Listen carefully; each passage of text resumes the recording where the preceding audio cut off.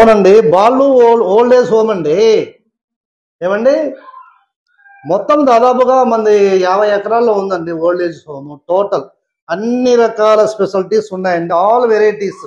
డబ్బును బట్టి అండి. మీరు ఫోన్లో అవన్నీ మాట్లాడితే కాదండి. మీరు ఆఫీస్కి రావాలా, ఓసారి విజిట్ చేయండి మా ఓల్డ్ ఏజ్ హోమ్ని. అన్ని రాష్ట్రాల నుంచి, భారతదేశంలో ఎన్ని రాష్ట్రాలు ఉన్నాయో అన్ని రాష్ట్రాల వాళ్ళు మా ఓల్డ్ ఏజ్ హోమ్. అదే విధంగా కొన్ని విదేశీయులు కూడా మన దగ్గర ఉన్నారు, 10-15 మంది. ఫోన్లో డీటెయిల్ చెప్పడానికి కుదరదు.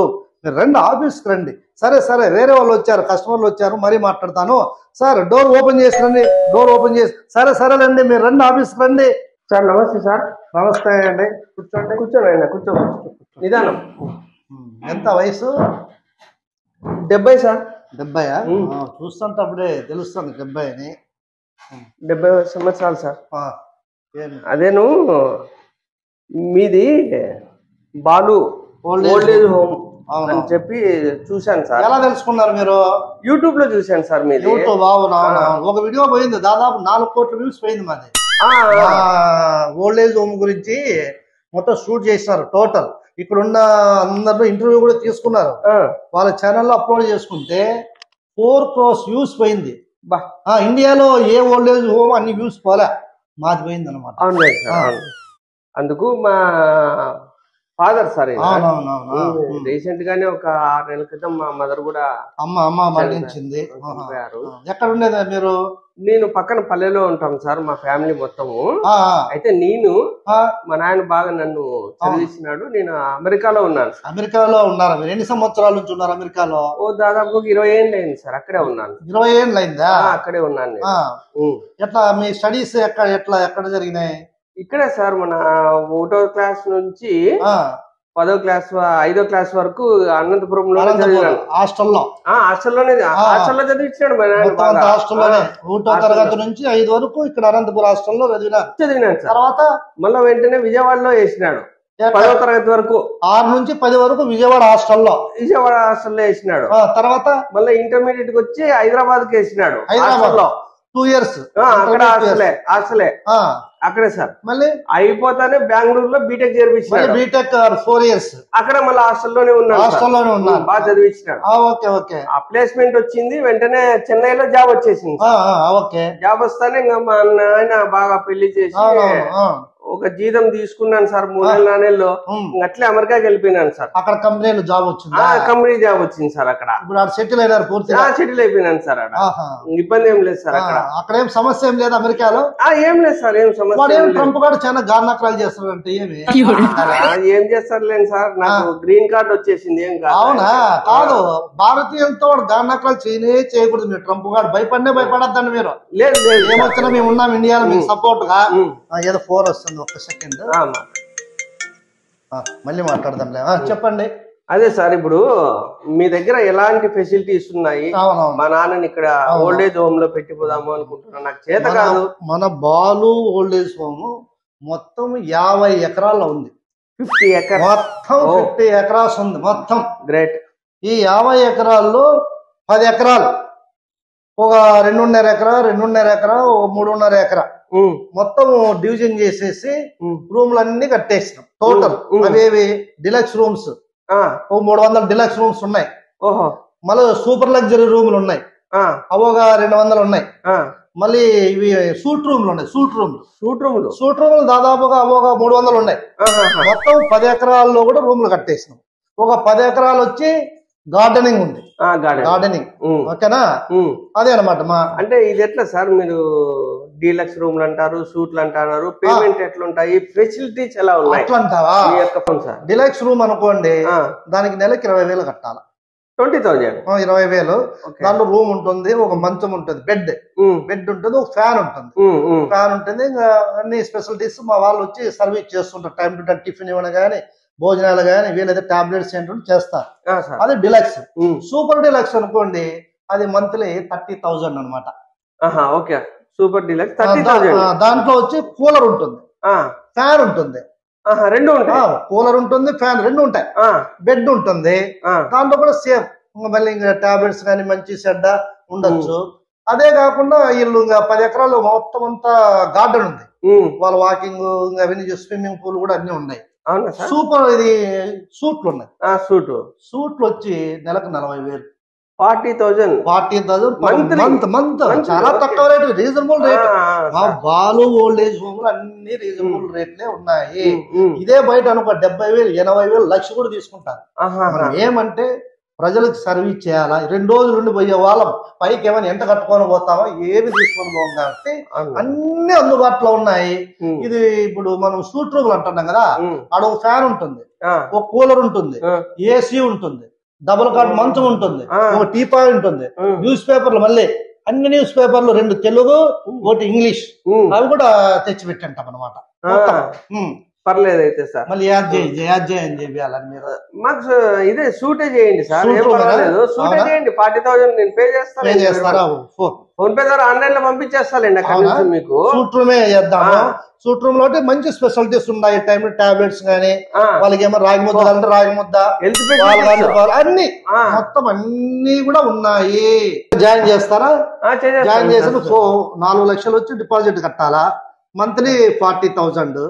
4 లక్షలు ఎందుకు సార్? 4 లక్షలు అంటే వాళ్ళకి ఏదైనా ఉన్నట్టు హెల్త్ సమస్యలు ఏదైనా పెద్ద వచ్చినాయి అనుకోండి, 4 లక్షల నుంచి ఖర్చు చేస్తాం. ఏదన్నా మిగిలింది అనుకోండి, అమౌంట్ మీకు రీఫండ్ చేస్తాం. ఒకవేళ మా ఓల్డ్ ఏజ్ బయటికి తీసుకెళ్తారు కదా, అప్పుడు మొత్తం ఎంత ఉందో మీకు మేము రీఫండ్ చేస్తాం అనమాట, మిగిలిన డబ్బులు.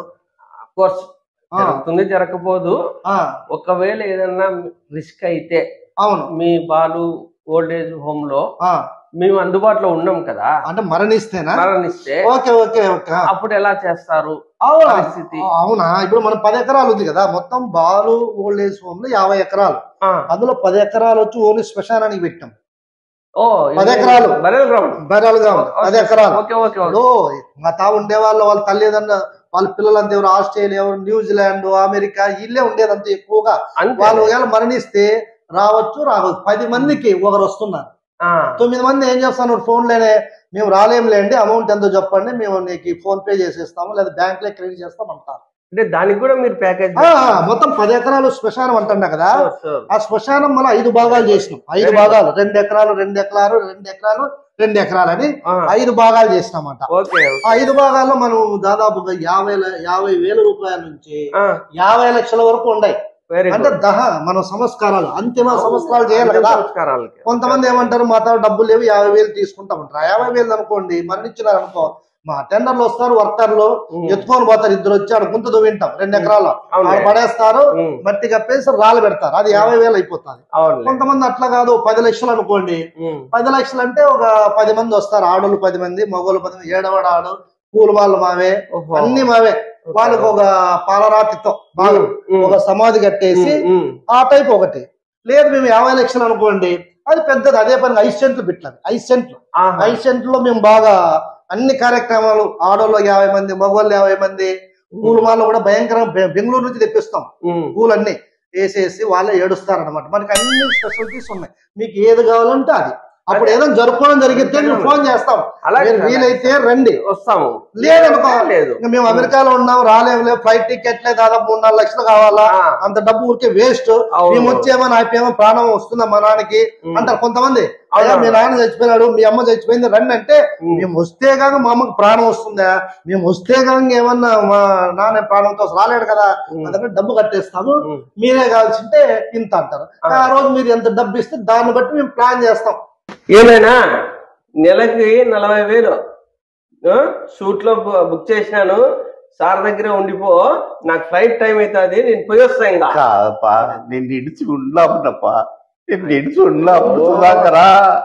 నేను చిన్నప్పుడు నుంచి చదివించింది దానికి నా ఓల్డ్ ఏజ్ హోమ్ చదివించిపోతే ఎట్లప్పా? కాదు నేనేం, ఇప్పుడు నీకోసమే కదా నాయన అంతా చేస్తాను. లేదప్పా, చూడప్పా,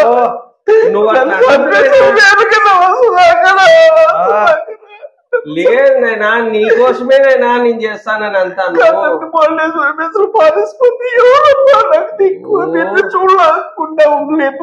కరెక్టే లేదంటే లేదు నాయనా, నువ్వు విను నాయనా, నా మాట నీకు అర్థం కావట్లా. నిన్ను పిలిచిపోతా అమెరికాకి, అక్కడ నీ కోడలు నిన్ను పట్టించుకోదు, చూడదు, నేనేం చెయ్యాలా?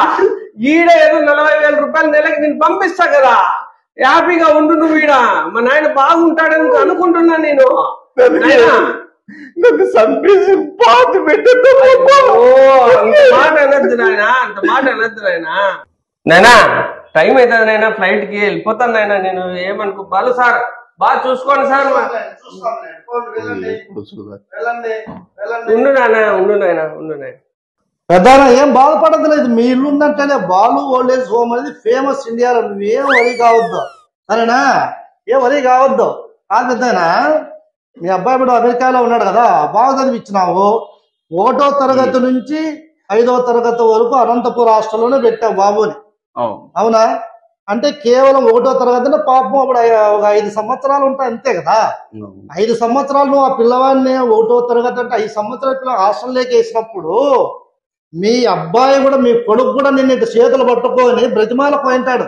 ఓసారి గుర్తు చేసుకో, మీ అబ్బాయిని హాస్టల్లో వదిలాడు.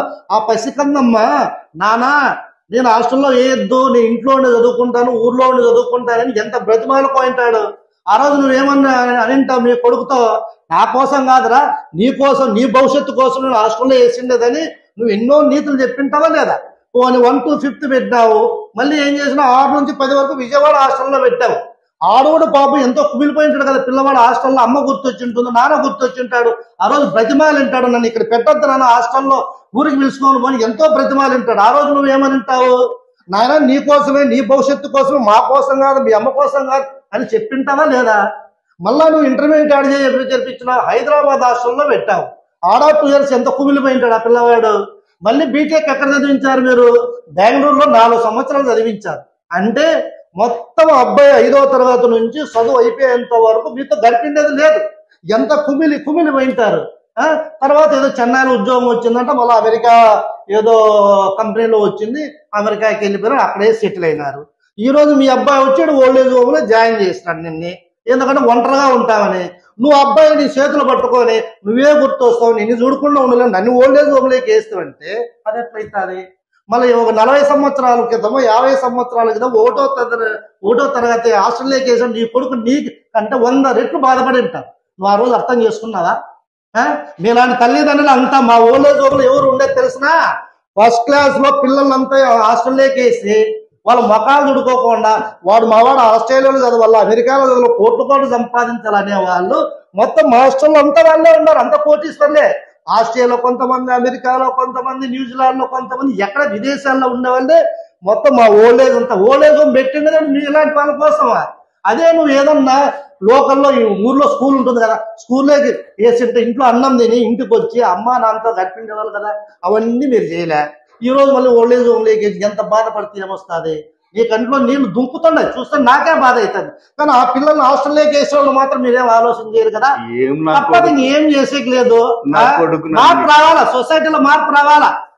ఇట్లే ఉంటే ఇంత అంత చూడు, అంత ఓల్డ్ ఏజ్ హోమ్ అయినా కుక్క బతుకు బతకాల్సింది అంతా డబ్బు కోసమే కదా. అమెరికా, ఆస్ట్రేలియా హాస్టల్లో ఏంటి పెట్టి చదివిస్తాండే? కేవలం బీటెక్లు, ఎంటెక్లు అన్నీ అయిపోయి అమెరికా అయిపోయి ఆస్ట్రేలియా అయిపోయి డాలర్లు సంపాదిస్తారని కకృతి పడే కదా. ఈ రోజు టాబ్లెట్ ఇచ్చేకి ఎవరు లేరు, హాస్పిటల్లో జాయిన్ చేసేకి ఎవరు లేరు, ముద్ద తినిపించే వాళ్ళు లేరు, ప్రేమగా మాట్లాడే వాళ్ళు లేరు.